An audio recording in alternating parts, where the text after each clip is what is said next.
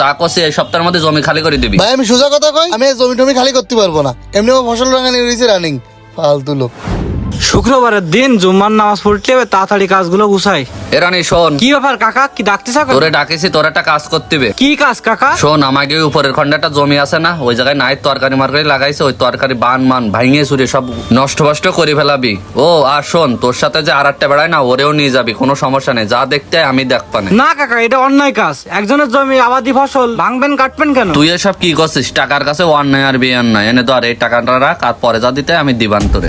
কাকু সবই তো শুনলে, বক্রা কাকু কইছে তুমি নাকি ওদের জমি দখল করে নিছাও, তাই আমরা বান ভাঙতে আইছি। আপন লোকে এরকম করে যদি ক্ষতি করে কিরকম লাগে ক? আচ্ছা দেখতেছি, ও যদি রক্ত সম্পর্কে গুরুত্ব না দেই, আমিও রক্ত সম্পর্কে গুরুত্ব দেব না।